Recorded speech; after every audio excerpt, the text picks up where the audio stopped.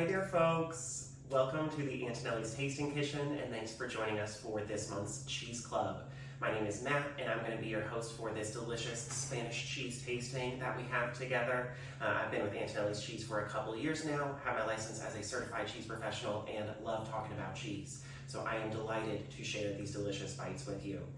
This month we are celebrating Spain. One of my favorite things about artisanal cheeses and foods like these is that they can be a passport in a way and can help you travel and experience other cultures and connect with people around the world. So I think this is a really fun tasting to go through. Spain is really special and has a really wide variety of cheeses. It's actually third in terms of the variety of European cheeses, right behind Italy and France. There's really gorgeous, famous Spanish cheeses like Manchego, Cabrales, Garrocha, but there's over 30 name-protected Spanish cheeses and a wide variety beyond that. So a lot of cool options, a lot of different flavors and textures to explore from the different regions of Spain. Spain actually has a pretty interesting history when it comes to artisanal handmade cheeses like these. During most of the 20th century, under the Franco regime, artisanal cheesemakers like these were basically banned.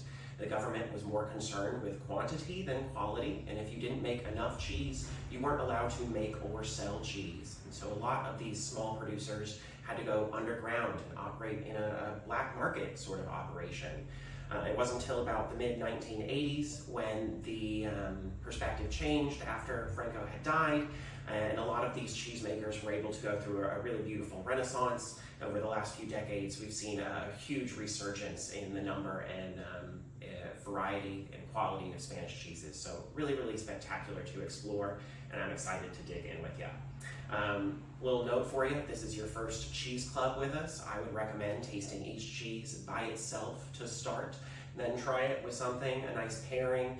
If you have our deluxe box, we have a nice collection of Spanish accompaniments to enjoy with our Spanish cheeses.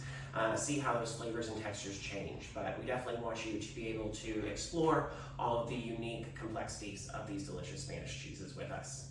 The first one that I have on the plate here is going to be a super fresh, super delicious sheep cheese called Woolly Woolly. Great name. Sheep cheeses like these are pretty unique. Sheep milk and sheep cheese in general is really, really prized and really, really pricey because sheep only produce milk for about 6 months out of the year, but you got to take care of them for 12 months out of the year.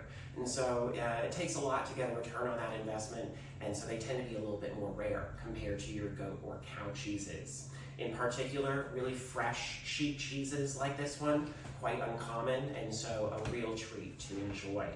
This Woolly Woolly, to me, is the most decadent cream cheese I've ever had. It's so soft and spreadable, really silky, velvety textures to it. It's definitely a cheese that you can use in the kitchen spread it on a bagel, put it in a salad, mix it into a sauce. A lot of cool options there, but it really shines on a cheese board here. That texture is so luxurious, and the flavor is very clean and simple and delicious. You really get the sweetness of the milk coming through with this light tanginess on the finish that is really pleasant with things like fresh fruit and honey. So this is one of my favorite snacking sort of cheeses. It just feels really, really wonderful to enjoy. The second cheese that we have on the plate here is really lovely. That is pata cabra. So we're going from sheep's milk to goat's milk. We have a cow's milk and a mixed milk cheese on the plate, so a lot of cool variety today. Pata cabra is what we call a washed rind cheese, also known as a funky cheese.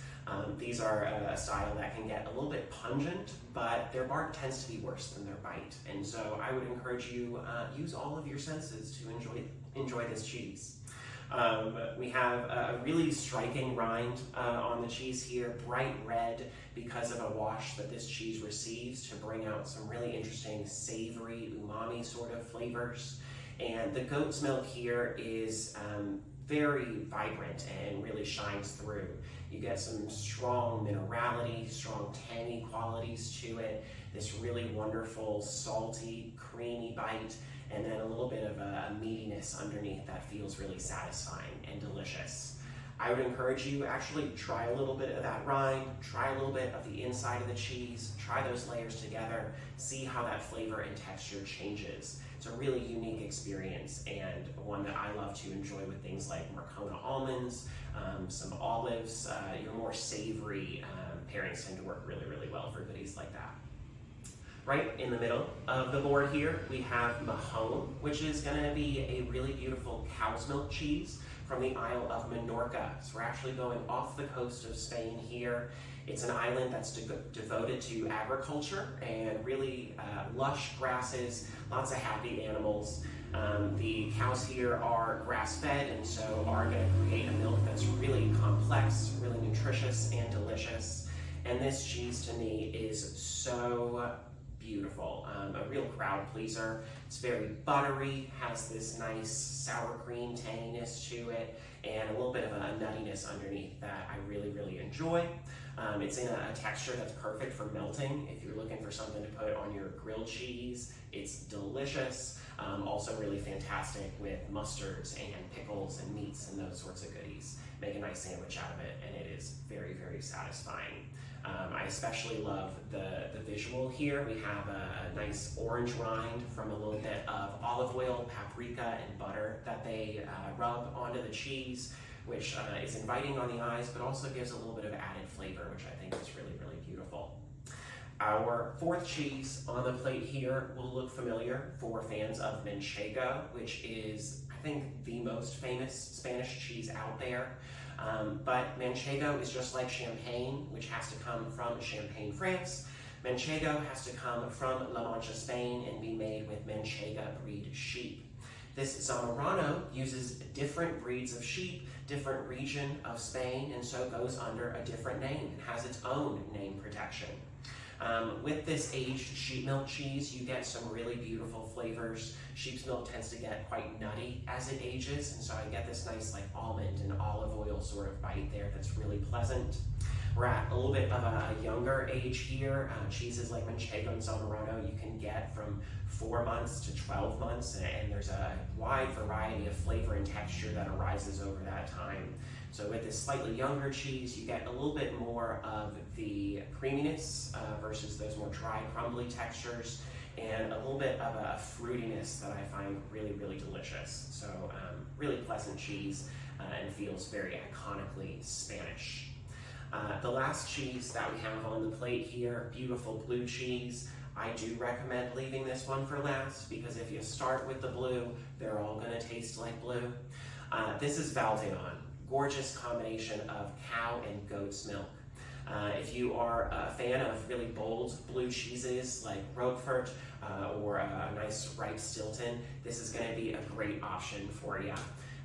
This cheese has gotten really creamy, really soft and spreadable. You have nice pockets from those blue cultures in there, breaking down all the fat, giving you those nice peppery, piquant, really iconically blue flavors. But also this rich tanginess, this rich minerality from the goat's milk that adds this extra layer of flavor, extra layer of deliciousness. A really complex bite there. I really enjoy it with things like honeys and fruits. I tried to lean into the dessert direction for blue cheese, and it is really, really wonderful. So I hope that y'all dig in and enjoy all of these delicious Spanish cheeses that we have for you. If you had a good time here, I hope that you will enjoy us. You will join us for our cheese club next month. We're going to be celebrating a lot of one-of-a-kind cheeses. Our collection is going to be full of American Cheese Society award winners, and it's going to be a really, really fantastic collection of bites. So thanks for being here, folks. I hope you have a wonderful April. Enjoy the spring, and we will see you in just a couple weeks. Bye-bye.